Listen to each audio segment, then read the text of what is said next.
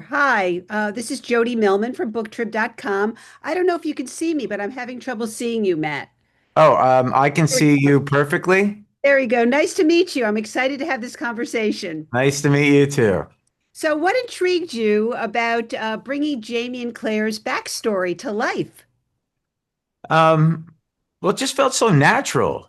I mean, as you read the books, you want to, at least I did, I want to feel like where did they come from and who created these two fantastic, other than Diana Gabaldon, who created these two fantastic characters and who created these people?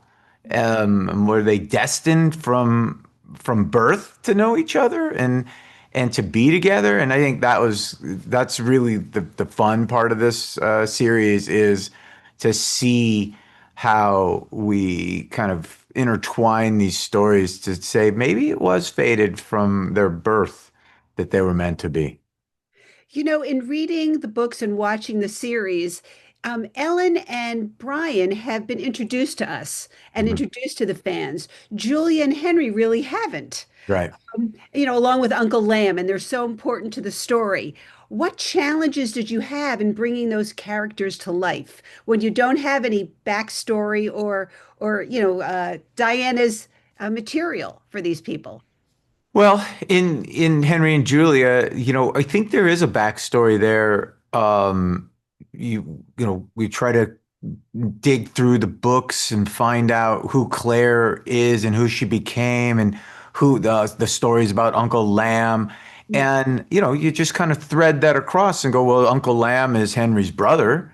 So Right. they might have things in common. They might be, common traits. And, we know he's an archaeologist. We know he has this sense of adventure, but we also know that for Henry, being born in that time and living through that era would absolutely have probably fought in World War One. Mhm. So that was fairly easy to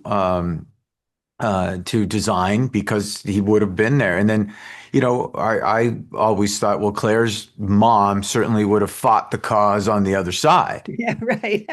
She was going to be a fighter, and where did Claire get all of her brains and I always say that, and I think Jeremy says this too, that he thinks that Claire got the romantic side, that sense of passion from Henry, and not from Oh. so there's that debate goes on, and I think it's partly true. I think that they're both survivors. They're both survivors, and I think you can see that sense in them as we go through the story. As oh well, that's inherent in Claire. Mm. The curiosity coming from her mom, but that sense of survival and love with all your heart. I think that is born in you. I think that's in your genes. Did Diana Gabaldon, as executive producer, have any input in Blood of My Blood? Diane is a consulting producer. She has input on Outlander and Blood of My Blood. She tells us what she thinks. She gets all the scripts. She gets all the cuts. She sees all the dailies. So when she wants to weigh in, she can weigh in on anything. She also wrote episode 109 on Blood of My Blood, and we co-wrote the finale together. Oh, that's very cool. That's Yeah. definitely very cool. In shaping the characters, um, it's interesting because I've watched a couple of the previews, and certainly Julia is a Spitfire, Yeah. and so is Ellen. You have Hmm. two very strong women, and what struck me was that they're both couples are defined by the wars Yeah. of their time period. Yeah. How did you um, what kind of research did you do? I mean, because Outlander is always so specific and detailed. How did those wars impact these women and these other characters? Well, of course, we dig into we want to, it's a historical, period piece. So we want to be as close to history as possible. We don't, I always say we're not a documentary.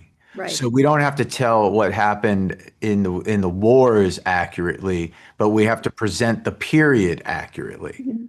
And that's what I think our fans want to come into. When you go into a period piece, you want to feel like you're in that period. Right. Whether things happen, and I can tell you that even Outlander isn't historically correct because a woman went through time. Right. So Right. that's what starts it off as Back to being the future, back right. to the right, sir.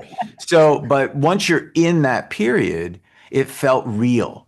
Mm. Everything felt real. Everything they touched, everything they wore, everything, we couldn't do smells, but the food looked, it was Looks authentic. good.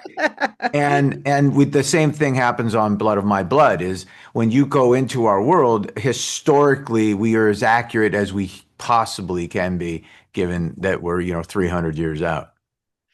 Let's talk a little bit about time travel. Whose idea was it to make Claire's folks time travelers? Or is it just Julia? Is it Julia?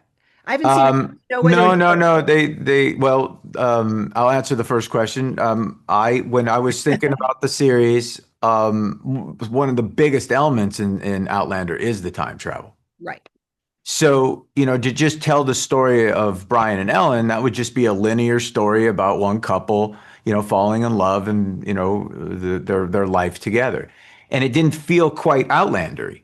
Hmm. That's not that's just two characters within that world. So I was reading a script that was an Outlander script, and one of the lines was Claire said something about her parents, and it struck me. I said, "What if they didn't die in that car crash?" Hmm. Hmm. And then it also struck me as well. She's a time traveler, and the gene carries on. One of her parents obviously has the gene. Right. So then I said, "What if?" Obviously, scientifically, right? Scientifically, that has to happen, at least in our world, the science in Yes. our world or the magic in our world, that it has to be that way. So it kind of started to snowball. I said, well, what if they were in Scotland when that car crash happened? What if they went through the Stones? And what if their story connected with the Brian and Ellen story? Meaning, what if they were integral to helping Jamie and Claire get together? And that's kind of how it evolved. Yeah. So, does Claire meet her parents in the future? Is there any possibility of that happening? Um, we don't break canon. So Okay. I'm not gonna start going off on, these tributaries and tangents that do anything to hurt the canon of the show. Hmm. Hmm. Um, Now the books are the books, and Diana and I have talked about many times we've diverged from the books many times because we've had to, just in Hmm. the sense of we kept Murtaugh alive, so that changed Yeah. all those stories. But Claire in the books and the series she said she has never met her parents again. Mm. So I don't know how that could possibly happen. Okay. Well, I want to thank you so much. This has been Thank a you. wonderful interview, and I love the shows. I also hope that maybe you and Meryl will do some of your whiskey sipping. All right. I love Um, that. That was so Going back to the old days, huh? well, Maybe I'll start that with the podcast again. that would be great. All I enjoyed right. it. Nice to Thank you. meet you. Thanks Nice to again. meet you too. Bye.